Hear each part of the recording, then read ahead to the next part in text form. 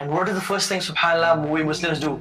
ہم لوگ وضو کر کے اللہ اکبر کر کے اللہ کے سامنے کھڑے ہو جاتے ہیں and we meditate, and this is the best form of meditation.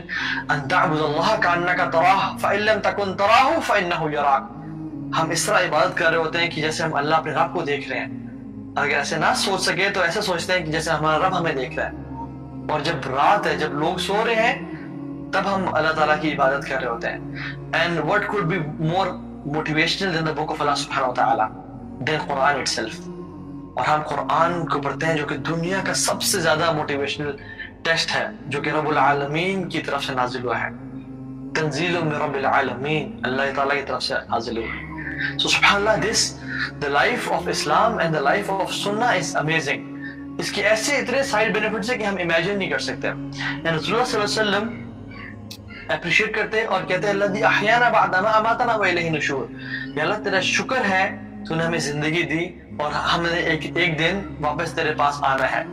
اپنے پرپس کو، اپنے ویژن کو کبھی بھولے نہیں. اور اسی طرح سے جب وہ رات کو سوتے، the last thing he used to do at night was، حضرت عائشہ کو فرماتے اکثر کہ میں تو سو رہا ہوں، میری آنکھیں تو سو رہی ہیں لیکن میرا دل جاگ رہا ہے. کیونکہ ہمیں پتہ ہے کہ انبیاء کے دل نہیں سوتے. اور سبحان اللہ ہمیں اس سے کیا لیسن ملتا ہے کہ ہم نے اپنے نبی کی اطاعت اور فالو کس طرح سے کرنا ہے، اپنے بھی دلوں کو جگا کے رکھنا ہے. not necessarily کہ جب ہم رات کو سو رہے تو اپنے دل کو جگا کے رکھیں. what this means is کہ ہم اپنے دل پہ نظر رکھیں. کہیں میرا دل نماز سے غافل تو نہیں ہو رہا، کہیں میرے دل پہ جو خشوع تھا جو نماز میں رمضان میں تھا وہ کہیں غافل تو نہیں ہو رہا. اور سبحان اللہ آج کل ہماری حالت کیسی ہے کہ اللہ کے نبی صلی اللہ علیہ وسلم کی آنکھیں سوتی تھی، ان کا دل جاگتا تھا. ہماری آنکھیں جاگ رہی ہوتی ہیں لیکن ہمارے دل ابھی بھی سو رہے ہوتے ہیں.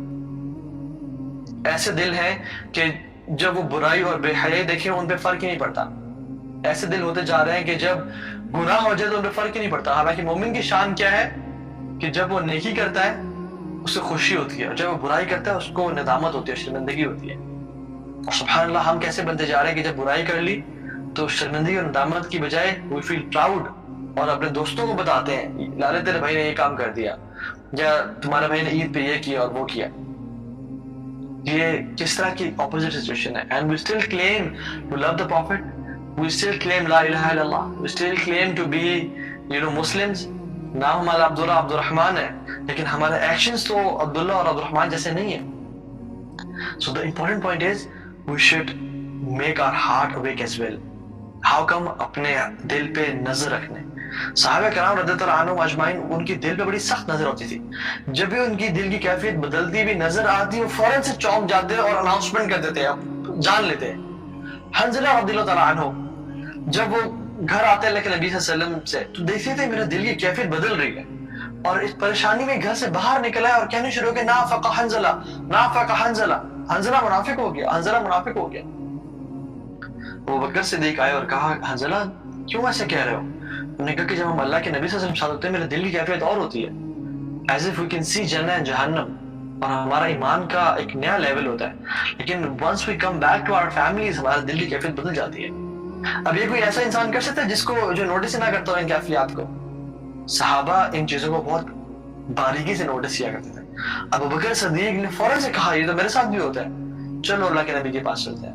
اور اللہ کے نبی کے پاس گیا تو کہا، اللہ نے کہا کہ یہ ایمان ہے جو کہ گھٹتا اور بڑھتا رہتا ہے. اگر تمہاری وہ کیفیت جو کہ میرے پاس ہوتی ہے گھر میں بھی اور بازار میں بھی رہے تو فرشتے تو نازل ہو کے تمہارے بستروں پہ تم سے مصافحہ کریں، یعنی تمہارے سے ہینڈ شیک کریں. سبحان اللہ. کیونکہ یہ جو ایمان کا لیول ہے یہ اٹس ریئر ٹو اچیو.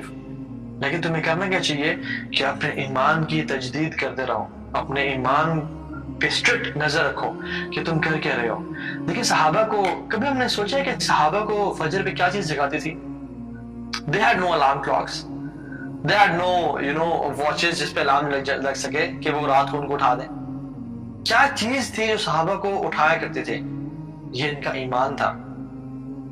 اور ہم لوگ ایک الارم کے بعد دوسرا الارم اور دوسرے کے بعد تیسرا اور 10 الارم لگائے ہوتے ہیں اور ایک ختم بج کے بند ہوتا ہے پھر دوسرا بجنا شروع ہو جاتا ہے اور تیسرا اور چوتھا، لیکن ہماری فجر پہ آنکھ نہیں کھلتی.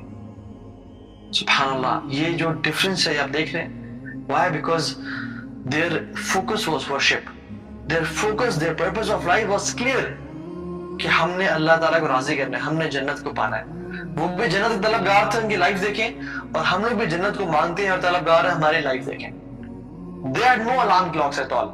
And we have alarm clocks, اور ہماری alarm clocks ہمیں نہیں جگا سکتی, اور ان کو کیا جگاتا, ان کا ایمان ان کو جگاتا تھا.